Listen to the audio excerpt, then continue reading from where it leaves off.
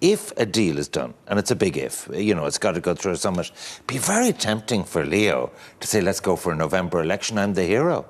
Yeah, I'm sure it would be. But look, your previous speaker was on primetime earlier on, and he did say that this isn't a deal, it's a pathway to a process.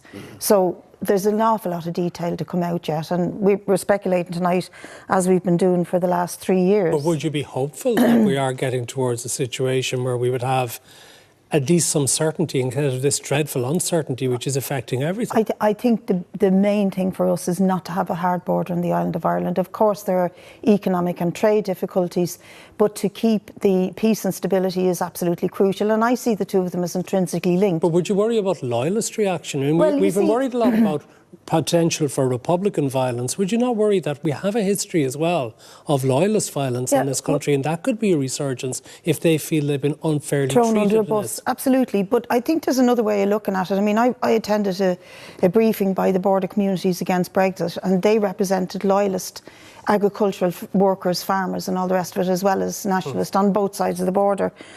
And there is a cohort of loyalists who do not want a hard border for that reason. Their dairy industry could go under, etc. But I think the Irish government, if this happens and there is not going to be a hard border, could make a serious gesture to the Northern Ireland economy. Because it has its own difficulties and it is slowing down in a big way. We saw that from the trouble of Harland and Wolff, now Wrightsbus and other industries across the north.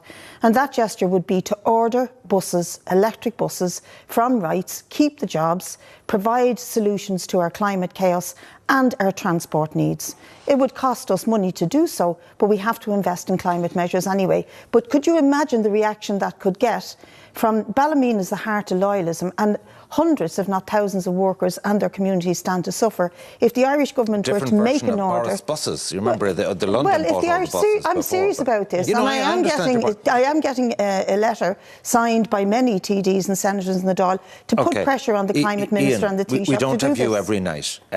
We are. Extinction Rebellion. I don't have mental health issues currently. I think most of us. Many of them. I think most of us at some stage of our life have mental health issues. I said many of them. I think what you're saying is just derogatory and it's sensational. Okay. And that's the way you always do your journalism. Do you believe in the policies, Brid? Do you think millions of people are going to die? I didn't interrupt you, Niall. I'm just asking you. I didn't interrupt you. You can ask me when I finish my say. Extinction Rebellion's action. I didn't interrupt you either. No. Extinction Rebellion's action is a global action today. And the things that are being focused on about gluing breasts to ground, about holding up airplanes, miss the point. There was also a day of action for just transition. Bordnamona workers are being thrown under the bus by the government, and they are going to lose severely in the Midlands through job losses and community suffering as a result. They had a whole day on just transition.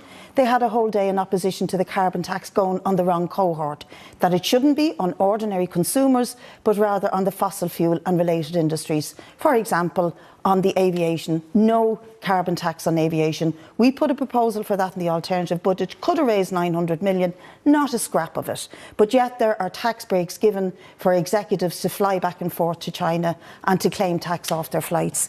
So they were highlighting all of these issues. Another day was all about liquefied natural gas, translates to fracked gas from North America. We ban fracking in this country, but we import it in big. We are about to import it if they get their my LNG question is this: I take all so your their points. issues are really serious. We had them on the serious. show. We had them on the show. My question to you is this: from the point of view of the general public, Bríd, some of whom were inconvenienced with flights and so on, particularly in London, traffic came to a standstill in the central line.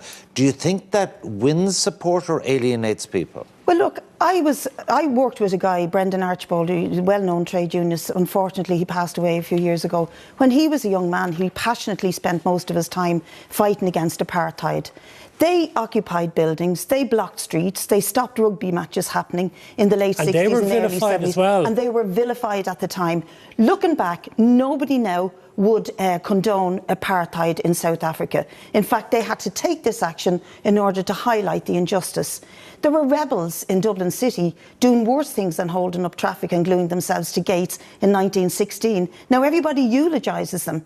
Sometimes direct action of a very strong nature, and in this case it's very peaceful, needs to be taken to highlight the inaction of our... No, I want to know. Wait a second. You can wait a second. Ian, I want to... Opportunities in the green economy into the future, and we'll retrain those border and wonder workers and support them to move into new areas where there will be new jobs. 6 million of that Just Transition Fund is for the workers, for retraining them. Let me give you a figure. 20 million is for the investment in retrofitting social houses in the Midlands. That 20 million, by the way, was announced a few weeks ago. It wasn't, and re-announced in the budget. It's going to be funded by the increase in carbon pricing. Let me finish the point.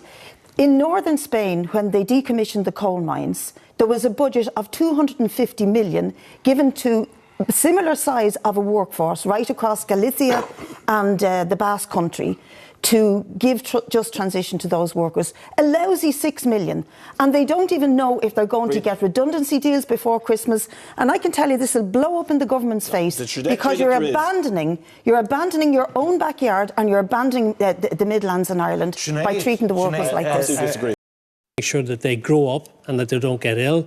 And for people who are vulnerable to the flu, that they should be insisted upon, that people have to take them. Well, I think the biggest danger to vulnerable people is not health workers, but the health service itself. I mean, it's so inadequate and it's so overcrowded, and we have stories from hospitals and trolley crises time after time. And old people are very vulnerable to it. Can we debate this particular issue now? Yeah, sure. But I think the vulnerability of people to within the health service is not dictated by the health workers, last of all by the health workers.